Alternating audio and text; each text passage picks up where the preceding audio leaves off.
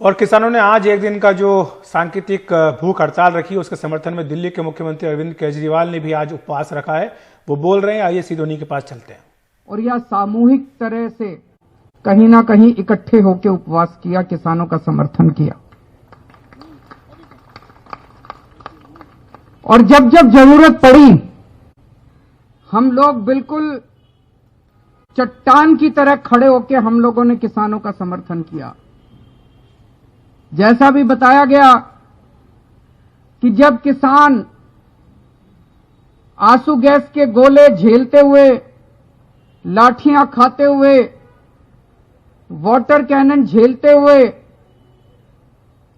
दिल्ली के बॉर्डर पे पहुंचे, तो केंद्र सरकार ने, इन लोगों ने एक प्लान बनाया कि अब इस आंदोलन को कैसे खत्म करें।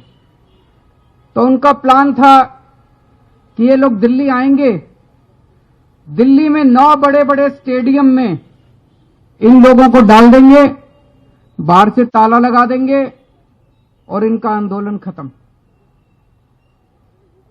किस्मत से वो फाइल हमारे पास आ गई और हमें निर्णय लेना था। भाई साहब, जो प्रेशर आया हमारे ऊपर, इन लोगों ने खूब प्रेशर डाला कि भाई ये फाइल साइन कर दो, फाइल साइन कर दो, ये स्टेडियम बनने दो। लेकिन हम भी जानते, हम भी आंदोलनकारी रह चुके, इन्हीं स्टेडियम में हम भी रात गुजार चुके। हमें पता है ये स्टेडियम किस तरह से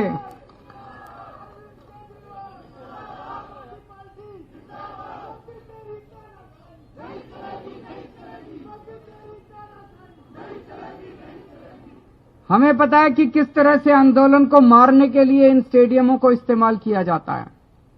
हम इनके प्रेशर में नहीं आए, हमने इन लोगों से लड़ाई करी, केंद्र सरकार नाराज हुई, हमें इस बात की कोई परवाह नहीं है।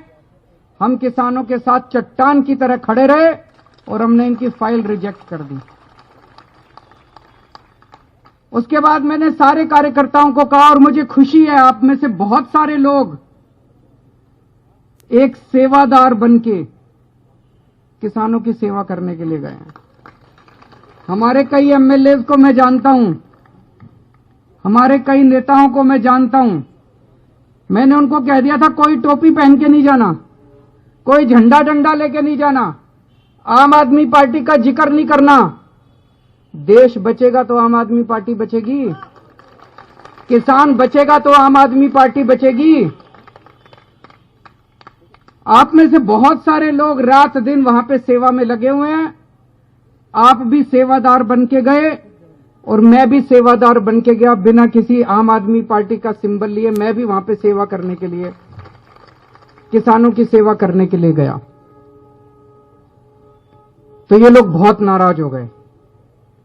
पिछले हफ्ते जब इनका आंदोलन था, एक दिन मैं भी एक दिन वहां जाना चाह रहा था, लेकिन इन्होंने मेरे दरवाजे बंद कर दिए, मेरे को जाने नहीं दिया। लेकिन अपने को क्या फर्क पड़ता है, आपने घर बैठ के इनके लिए प्रार्थना कर ली, प्रभु से प्रार्थना कर ली कि हे प्रभु, किसानों का आंदोलन सक्सेसफुल हो। और आज उपवास के ऊपर सारी आम आदमी पार्टी बैठी है। यह आंदोलन बहुत पवित्र है। आप लोगों ने देखा होगा किस तरह से बिल्कुल अहिंसा पूर्वक, कोई किसी तरह की कहीं हिंसा नहीं है। इन्होंने लाठियां खाई, हाथ नहीं उठाया। इन्होंने टीयर गैस, आंसू गैस के गोले छोड़े गए, हाथ नहीं उठाया किसी ने। पूरी तरह से अहिंसा के रूप में चल रहा है और किसी पार्टी को नहीं आने दे रहे। ये बहुत अच्छी बात है। कोई राजनीति नहीं होगी, किसी तरह की राजनीति नहीं होने दी जा रही। बहुत पवित्र आंदोलन है ये। इसलिए दुख होता है जब इनके ऊपर तरह तरह के, इनको बदनाम करने की कोशिश की जाती है। कह रहे हैं कि ये आतंकवादी हैं, किसान आतंकवादी हैं। कह रहे हैं कि किसान देशद्रोही हैं, किसान टुकड़े टुकड़े गैंग हैं। कह रहे हैं कि किसान चीन और पाकिस्तान के एजेंट हैं। ये जो किसान बैठे हैं ना, इन्हीं लोगों के भाई, इन्हीं लोगों के बेटे चीन और पाकिस्तान के बॉर्डर के ऊपर देश की सुरक्षा कर रहे हैं।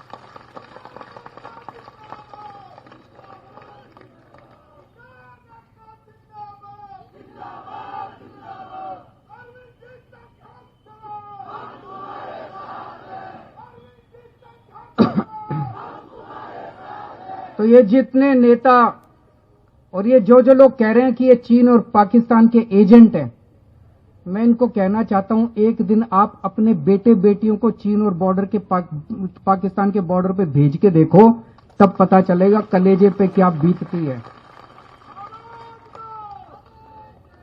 और आप ये सोच के देखो, कितने ऐसे किसान हैं देश भर में, एक ही आदमी के दो बेटे, एक किसान बन गया और एक जवान बन गया। गलत तो नहीं कह रहा जी? ऐसे बहुत सारे लोग हैं। कितने परिवार हैं, एक बेटा फौज में और एक बेटा खेत में। अब जब वो फौज में बॉर्डर के ऊपर उनका बेटा सुनता है कि मेरे भाई को आतंकवादी कहा जा रहा है, जब वो सुनता है मेरे पिताजी को आतंकवादी कहा जा रहा है जो यहां सिंघू बॉर्डर पे बैठे हैं, तो उसके दिल पे क्या गुजरती होगी?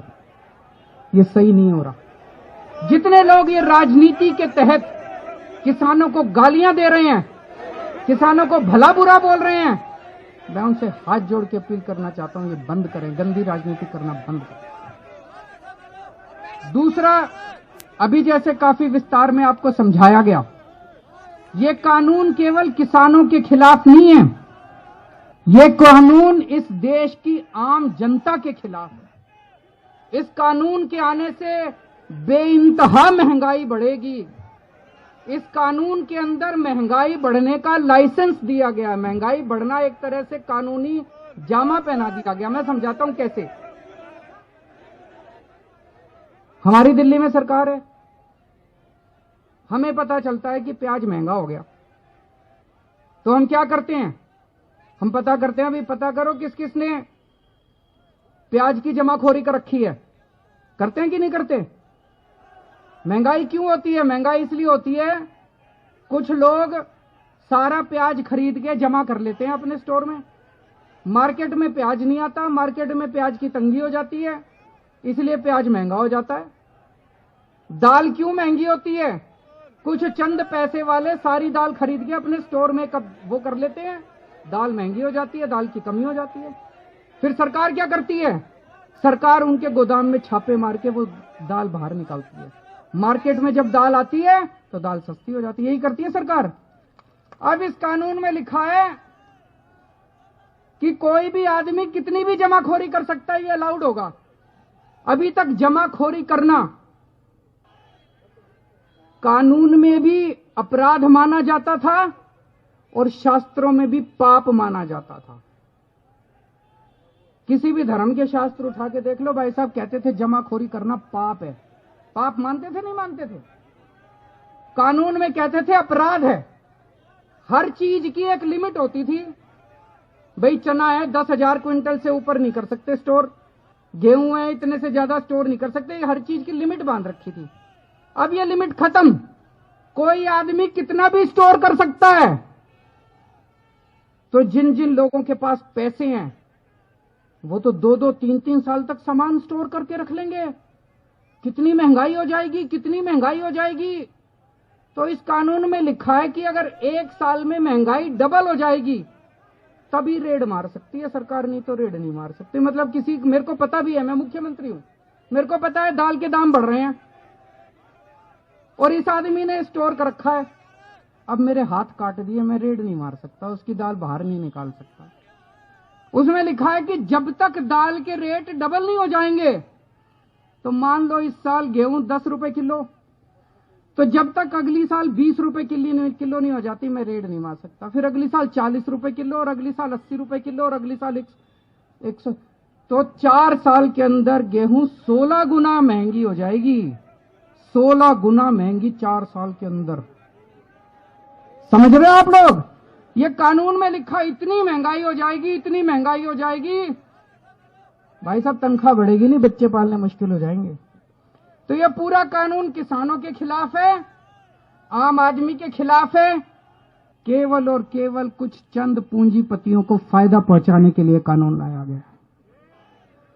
तो मेरी सब लोगों से गुजारिश है, ये मत सोचना कि किसानों पे एहसान कर रहे हो, कोई एहसान नहीं कर रहे।